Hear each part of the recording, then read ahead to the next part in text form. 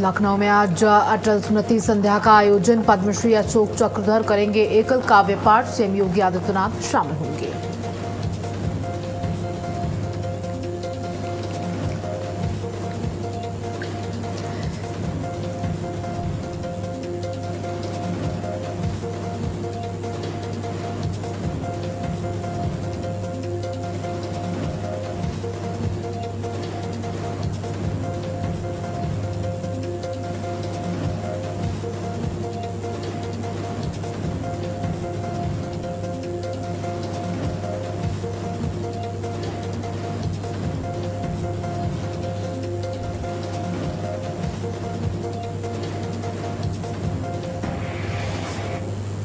नमस्कार, आप देख रहे हैं भारत अपडेट और मैं हूं आपके साथ सौम्य अवस्थी। बुलेटिन की शुरुआत करेंगे जहां अलवर में आज नए डेयरी संयंत्र का शिलान्यास होगा। विजयनगर ग्राउंड में सहकार में समृद्धि कार्यक्रम। अमित शाह करेंगे नए डेयरी संयंत्र का शिलान्यास। विभिन्न डेयरी और कैटल फीड प्लांट का होगा ई लोकार्पण। नए केंद्रीय सहकारी बैठकों का गठन का ऐलान होगा और पीएम किसान और फसल बीमा लाभार्थियों को डीबीटी से मिलेगी राशि।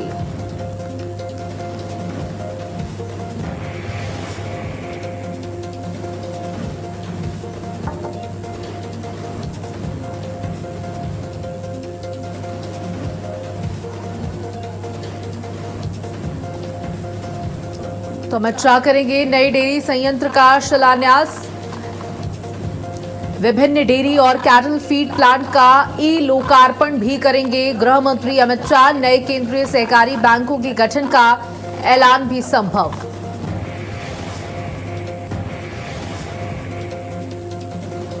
अलवर में आज नए डेयरी संयंत्र का शिलान्यास करेंगे गृह मंत्री अमित शाह। विजयनगर ग्राउंड में सहकार से समृद्धि कार्यक्रम का होगा आयोजन। आज का ये कार्यक्रम गृह मंत्री अमित शाह का, जिससे उनके दिन की शुरुआत होगी, वो आपको बता दें। विभिन्न डेयरी और कैटल फीड प्लांट का ई लोकार्पण करेंगे गृह मंत्री अमित शाह।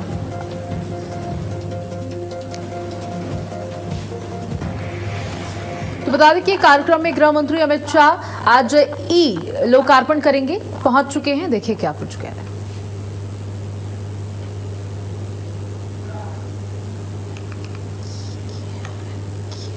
भारत के प्रधानमंत्री श्री नरेंद्र मोदी जी पुष्पांजलि द्वारा श्रद्धेय अटल जी के प्रति अपने श्रद्धा सुमन अर्पित करेंगे।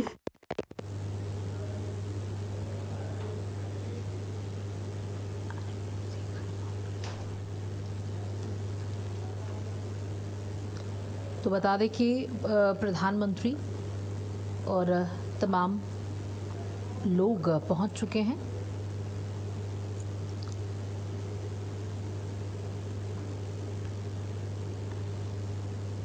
तो प्रधानमंत्री नरेंद्र मोदी ने भी याद किया पूर्व पीएम अटल बिहारी वाजपेयी को।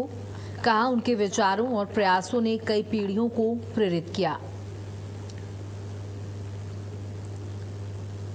तो प्रधानमंत्री नरेंद्र मोदी ने भी उन्हें श्रद्धा सुमन अर्पित किए।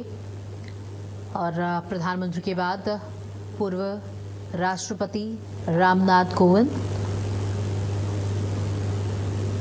और आज अटल जी को याद किया जा रहा है। दिल्ली में सदैव अटल पर श्रद्धांजलि सभा। पूर्व पीएम अटल बिहारी वाजपेयी की 8वीं पुण्यतिथि। दिल्ली में सदैव अटल पर श्रद्धांजलि सभा का आयोजन। पूर्व प्रधानमंत्री अटल बिहारी वाजपेयी को किया जा रहा है याद। दिल्ली में सदैव अटल पर श्रद्धांजलि सभा आयोजित। पूर्व राष्ट्रपति रामनाथ कोविंद ने भी पूर्व प्रधानमंत्री अटल बिहारी वाजपेयी को याद किया। और आज उत्तर प्रदेश में भी तमाम कार्यक्रम अटल बिहारी वाजपेयी की याद में।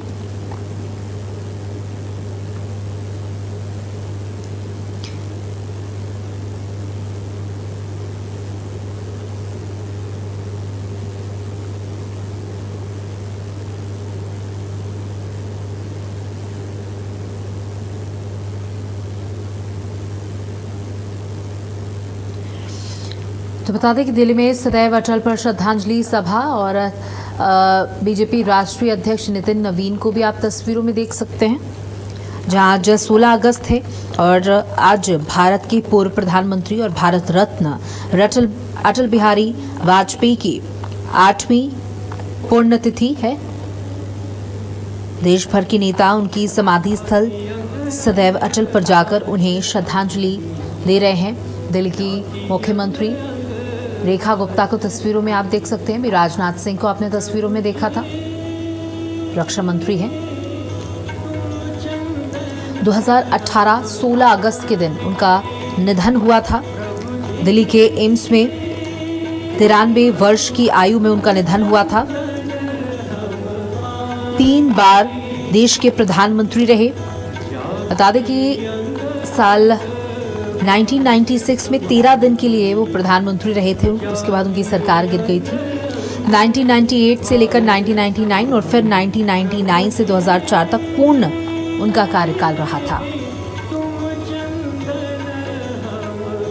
देखिए, अटल बिहारी वाजपेयी को याद करने वाले सिर्फ भारतीय जनता पार्टी के लोग नहीं हैं, या जिस पार्टी में वो थे सिर्फ वो नहीं, बल्कि अटल बिहारी वाजपेयी को मानने वाले, उनकी तारीफ करने वाले, उनके कामों की तारीफ करने वाले विपक्ष में भी लोग मौजूद हैं। और आप प्रधानमंत्री और राष्ट्रीय अध्यक्ष नितिन नवीन को तस्वीरों में दिख रहे हैं। और एक एक करके तमाम नेता अटल जी को श्रद्धा सुमन अर्पित करने के लिए वहां पर पहुंच रहे हैं। उन्हें वर्ष 2015 में देश के सर्वोच्च नागरिक सम्मान भारत रत्न से ही सम्मानित किया गया था।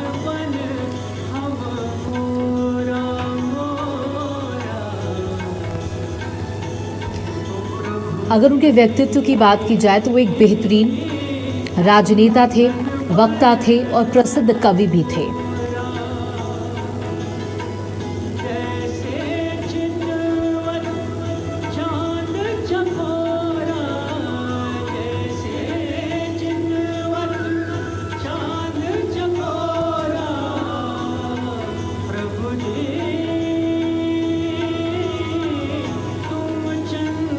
बता दें कि 25 दिसंबर 1924 को मध्य प्रदेश के ग्वालियर में एक स्कूल शिक्षक के परिवार में उनका जन्म हुआ था। प्रारंभिक शिक्षा ग्वालियर के सरस्वती शिशु मंदिर से हुई। उन्होंने डिग्री ग्वालियर के विक्टोरिया कॉलेज से स्नातक यानी बीए और कानपुर के डीएवी कॉलेज से राजनीति शास्त्र में परस्नातक यानी एमए किया। उन्होंने कानपुर में अपने पिता के साथ ही क्लास में बैठकर एलएलबी की पढ़ाई भी शुरू की थी। अगर राजनीति की बात करें तो मात्र 15 साल की आयु में यानी 1939 में राष्ट्रीय स्वयंसेवक संघ से वो जुड़ चुके थे, छोटी सी उम्र में। 1942 के भारत छोड़ो आंदोलन के दौरान वो जेल भी गए थे। वो 9 बार लोकसभा और 2 बार राज्यसभा के लिए चुने भी गए। 1977 में मोरारी जी देसाई सरकार में विदेश मंत्री बने और संयुक्त राष्ट्र महासभा में पहली बार हिंदी में भाषण देकर इतिहास भी रचा।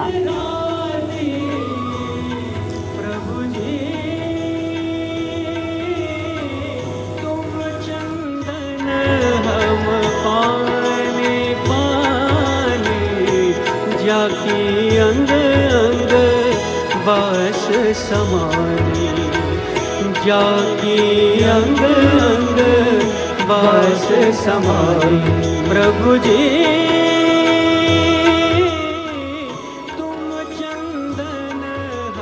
5 साल की उम्र में उन्होंने राष्ट्रीय स्वयंसेवक संघ से वो जुड़ चुके थे। 1942 में भारत छोड़ो आंदोलन के दौरान वो जेल भी गए। 9 बार लोकसभा और 2 बार राज्यसभा के लिए चुने गए। 1977 में मोरारी जी देसाई सरकार में विदेश मंत्री बने और संयुक्त राष्ट्र महासभा में पहली बार हिंदी में भाषण देकर उन्होंने इतिहास रच दिया। अगर उनके प्रधानमंत्री के कार्यकाल की बात की जाए तो 1996 में पहली बार सरकार बनी, जो बहुमत न होने के कारण सिर्फ 13 दिन तक चल पाई। और फिर 1998 से लेकर 1999 1 साल तक वो दूसरी बार प्रधानमंत्री बने और ये सरकार सिर्फ 13 महीने तक चल पाई। उसके बाद 1999 से लेकर 2004 तक तीसरी बार वो पूर्ण बहुमत के साथ 5 वर्ष का सफल कार्यकाल उन्होंने पूरा किया। और देखिए, अटल जी ने सदन के अंदर, संसद के अंदर ये बैठकर कहा था कि जो लोग आज मजाक उड़ा रहे हैं, हमारे पास बहुमत नहीं है, हमारी सरकार 13 दिन में गिर गई, ये वही लोग हैं जो सालों साल तक विपक्ष में बैठे नजर आएंगे, एक दिन ऐसा भी आएगा। और आज वही तस्वीरें देखने को मिलती हैं जब विपक्ष लंबे समय से सरकार से दूर है और भारतीय जनता पार्टी एनडीए की सरकार लगातार सरकार बना रही है।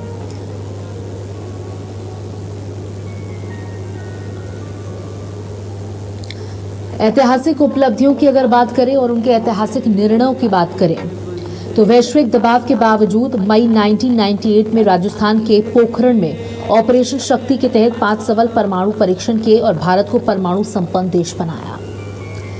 कारगिल युद्ध, पाकिस्तान की घुसपैठ के खिलाफ ऑपरेशन विजय चलाकर भारतीय सेना को खुली छूट दी और युद्ध जीता।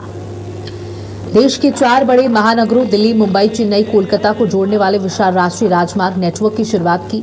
प्राथमिक शिक्षा को बढ़ावा देने के लिए स्कूल चले हम नारे के साथ इस ऐतिहासिक योजना की नींव रखी।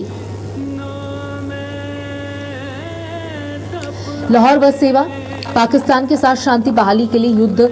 बता दें कि पाकिस्तान के साथ शांति बहाली के लिए खुद बस यात्रा कर दिल्ली से वो लाहौर गए थे। प्रयास बहुत सारे किए गए पाकिस्तान के साथ सौहार्द बनाए रखने के लिए, लेकिन पाकिस्तान ने हमेशा भारत के पीठ में छुरा घोंपा। अगर उनके सम्मान और पुरस्कारों की बात की जाए तो पद्म विभूषण देश सेवा के लिए 1992 में यानी 1992 में भारत का दूसरा सर्वोच्च नागरिक सम्मान उन्हें मिला। 1994 में उन्हें बेस्ट पार्लियामेंटेरियन अवार्ड से नवाजा गया। साल 2015 में राष्ट्रीय प्रणब मुखर्जी ने उन्हें देश के सर्वोच्च नागरिक सम्मान भारत रत्न से भी सम्मानित किया। तो ये तस्वीरें आपको दिल्ली से दिखाई दी। वहीं आज लखनऊ में भी कार्यक्रम है। आज लखनऊ में अटल स्मृति संध्या का केजीएमयू के साइंटिफिक कन्वेंशन सेंटर में आयोजन होगा। पद्मश्री अशोक चक्रधर करेंगे कल काव्य पाठ का शुभारंभ। बता दें कि सीएम योगी आदित्यनाथ कार्यक्रम में मुख्य अतिथि के रूप में सम्मिलित होंगे। पंकज चौधरी और केशव प्रसाद मौर्य भी मौजूद रहेंगे। तो सीएम योगी आदित्यनाथ इस कार्यक्रम में मुख्य अतिथि के रूप में मौजूद रहेंगे। लखनऊ में आज इस कार्यक्रम का आयोजन होगा। केजीएमयू के साइंटिफिक कन्वेंशन सेंटर में यह आयोजन किया जाएगा। तो आज पूरा देश अटल बिहारी वाजपेयी को याद कर रहा है। बेहतरीन प्रधानमंत्री, बेहतरीन राजनीतिक के तौर पर उन्हें जाना जाता रहा है और जिस तरीके से उन्होंने पार्लियामेंट के अंदर अपने भाषण दिए, अपनी कविताओं से, अपने सरल स्वभाव से उन्होंने हर किसी का दिल जीता, हर किसी के दिल में बसे। देखिए, अगर उनके आप पुराने वीडियोस को खंगालेंगे तो आप पाएंगे कि कैसे वो तारीफ करते थे कांग्रेस के नेताओं की।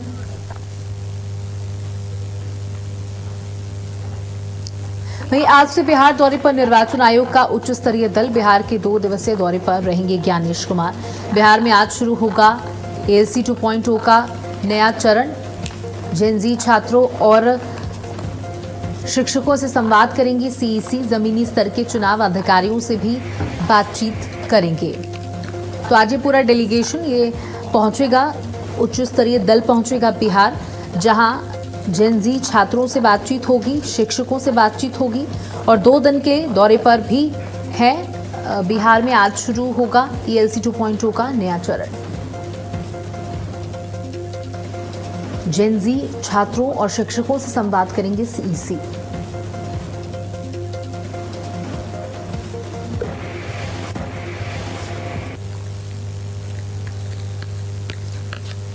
तो Gyanesh Kumar, chief of election commission, भी आज पहुंचेंगे बिहार, 2 दिन के दौरे पर रहेंगे।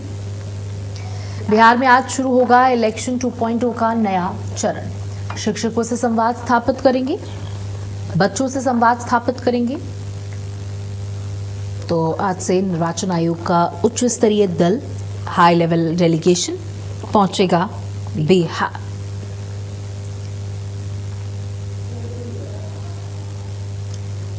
जेनजी छात्रों से, बता दें कि जेनजी बच्चों से मिलेंगे, छात्रों से मुलाकात करेंगे, शिक्षकों से मुलाकात करेंगे, उनसे उनकी तमाम समस्याओं के बारे में समझेंगे।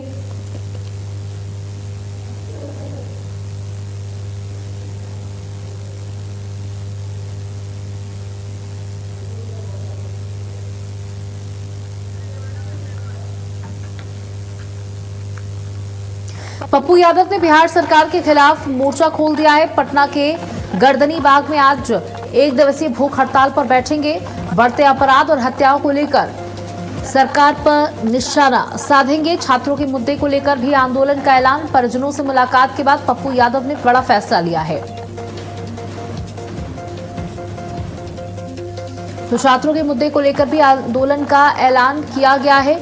परिजनों से मुलाकात के बाद पप्पू यादव ने ये बड़ा फैसला लिया है।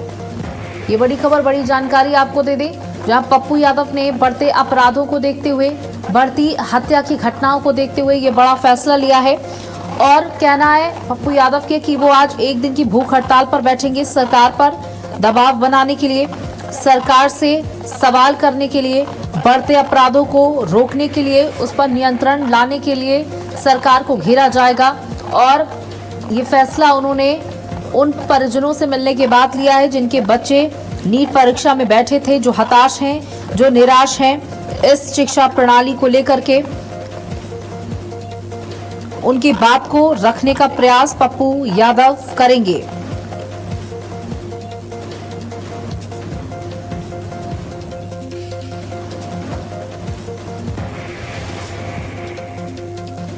तो पप्पू यादव ने बिहार सरकार के खिलाफ ये मोर्चा खोला है। उनका कहना है कि आज वो भूख हड़ताल पर, एक दिन की भूख हड़ताल पर, गर्दनी बाग में आज एक दिवसीय भूख हड़ताल पर बैठेंगे और अपनी बात रखेंगे, सरकार से सवाल करेंगे बढ़ते अपराधों को लेकर, बढ़ती हत्या की घटनाओं को लेकर।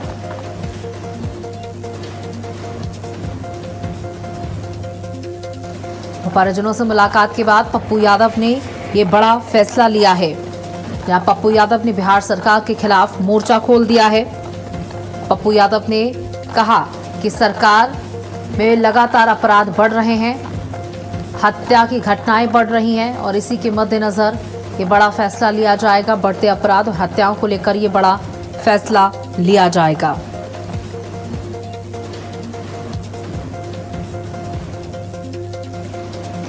तो परिजनों से मुलाकात के बाद पप्पू यादव ने बड़ा फैसला लिया है। एक दिन की भूख हड़ताल पर बैठ करके सरकार पर दबाव बनाने का, सरकार से सवाल पूछने का काम करेंगे पप्पू यादव। बढ़ते अपराध और हत्याओं को लेकर सरकार पर निशाना साधेंगे पप्पू यादव। और बता दें कि अभी सदन के बाहर भी चंदा चोरी के मामले को किस तरीके से पप्पू यादव ने उठाया था, वो तस्वीरें भी सभी ने देखी। हालांकि उसको लेकर काफी नाराजगी भी देखने को मिली, लेकिन पप्पू यादव का कहना है कि वो सरकार से सवाल पूछते रहेंगे और सरकार को जवाब भी देना होगा। सरकार से सवाल पूछे जाएंगे और सरकार को जवाब भी देना पड़ेगा। इसी के मद्देनजर ये बड़ा फैसला लिया गया है पप्पू यादव की तरफ से, जहां पप्पू यादव एक दिन की भूख हड़ताल पर भी बैठेंगे।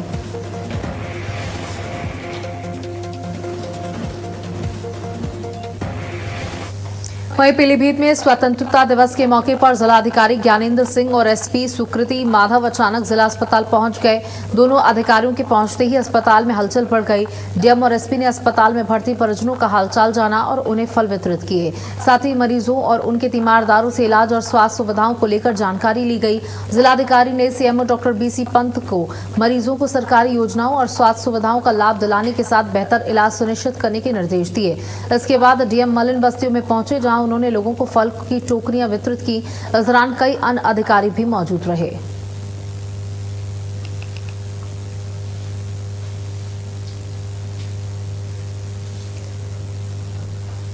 तो यहां पर अचानक से डीएम पहुंच गए अस्पताल, जिसके बाद पूरे स्वास्थ्य महकमे में हड़कंप मच गया।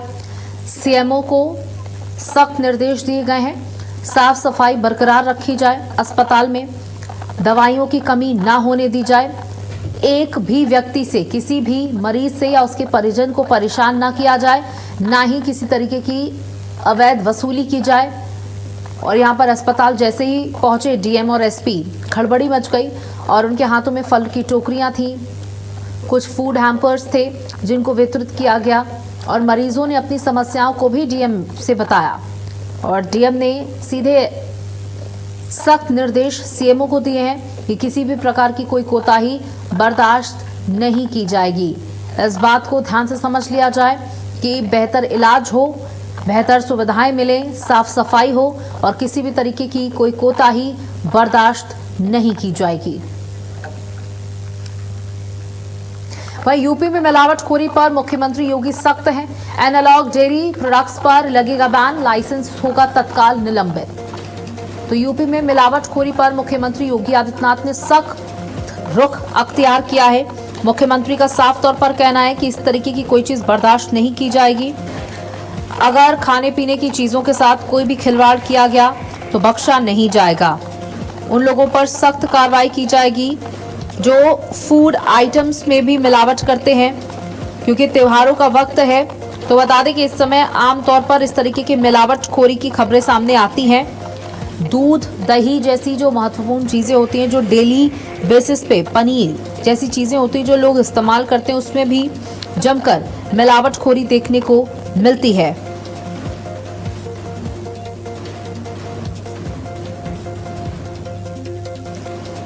तो बता दें कि लाइसेंस तत्काल निलंबित कर दिया जाएगा, लाइसेंस रद्द कर दिया जाएगा, किसी प्रकार की कोई कोताही नहीं बरती जाएगी, ये ध्यान में रख लिया जाए।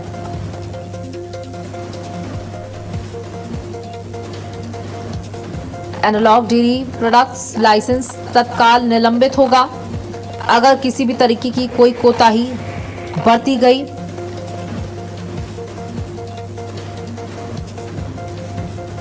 लाइसेंस तत्काल प्रभाव से निलंबित कर दिया जाएगा। यूपी में मिलावटखोरी पर सीएम योगी आदित्यनाथ सख्त नजर आ रहे हैं। त्योहारों का वक्त है, मिलावट बड़ी मात्रा में देखी जाती है। इसी के मद्देनजर साफ तौर पर मुख्यमंत्री ने कह दिया है कि मिलावटखोरी करने वालों पर सख्त कार्रवाई की जाएगी, उनका लाइसेंस भी रद्द कर दिया जाएगा। एनालॉग डेयरी प्रोडक्ट्स पर यह सख्ती बरती जा रही है, लाइसेंस तत्काल प्रभाव से रद्द किया जाएगा। एनालॉग डेयरी प्रोडक्ट्स पर लगेगा सीधे तौर पर बैन, लाइसेंस होगा तत्काल प्रभाव से निलंबित।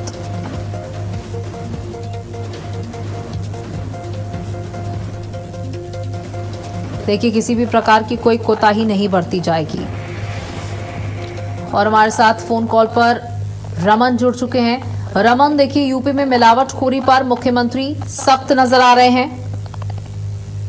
बिल्कुल सपना, आपको बता दें कि एनालॉग मिल्क प्रोडक्ट जो थे इसको लेकर कई दिनों से छापेमारी भी लगातार चल रही थी और बड़ा एक्शन मुख्यमंत्री योगी आदित्यनाथ ने की सरकार ने लिया है। और उत्तर प्रदेश में एनालॉग पनीर प्रोडक्ट हैं और 6 प्रोडक्ट थे, घी, मक्खन, कई सारे प्रोडक्ट थे जो एनालॉग प्रोडक्ट में गिनती होती थी। सबकी बिक्री पर रोक लगा दी है, निर्माण पर रोक लगा दी है और भंडारण पर रोक लगा दी है। मतलब पूरी तरीके से बैन लगा दिया है। और जो भी अब ये करता पाया जाएगा, चाहे निर्माण करता पाया जाएगा, चाहे भंडारण करता पाया जाएगा, चाहे बिक्री करता, उस पर सख्त से सख्त कार्रवाई होगी।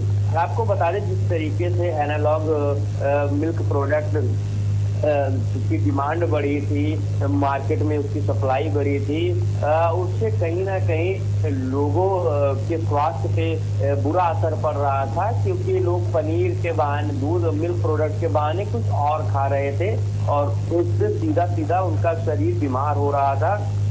खास करके हार्ट की बीमारियां उससे काफी बढ़ रही थी। ऐसे में लगातार जिस तरीके से कंप्लेंट्स हुई, उसके बाद में विभाग ने इसको लेकर सर्वे किया और मुख्यमंत्री का सीधा निर्देश मिला और अब इस पर बैन लगा। इससे पहले आपको बता दें, महाराष्ट्र, गुजरात, उत्तराखंड जैसे प्रदेशों में भी एनालॉग मिल्क प्रोडक्ट जो है तो वो उस पर बैन लग चुका है। बिल्कुल, देखिए, इन प्रोडक्ट्स पर पूरी तरीके से बैन और लाइसेंस रद्द करने की बात कही है।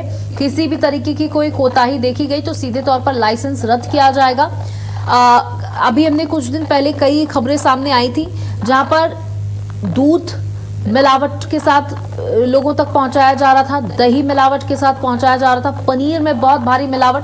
तो ये जो आम जिंदगी में डेली बेसिस पर इस्तेमाल होने वाले डेयरी प्रोडक्ट्स होते हैं, इसमें भी जबरदस्त तरीके से मिलावटखोरी की जाती है। रमन, बिल्कुल आपको बता दें कि बहुत ज्यादा मिलावट हो रही थी, लेकिन ये पूरा मामला ही चेंज था। इसमें मिल्क का इस्तेमाल होता ही नहीं था।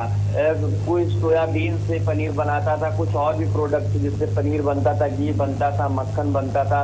कुछ ऐसे फैट वाले प्रोडक्ट्स हैं जो वैध नहीं हैं, उससे घी बनता था और वो घी खाने से बहुत ज्यादा नुकसान व्यक्ति के शरीर को होता था। इसलिए बहुत बड़ा एक्शन लिया गया है लोगों के स्वास्थ्य को देख। जी बहुत बहुत शुक्रिया रमन, हमारे साथ जुड़ने के लिए, तमाम जानकारियां साझा करने के लिए। और इसी के साथ इस बुलेटिन में इतना ही। नमस्कार।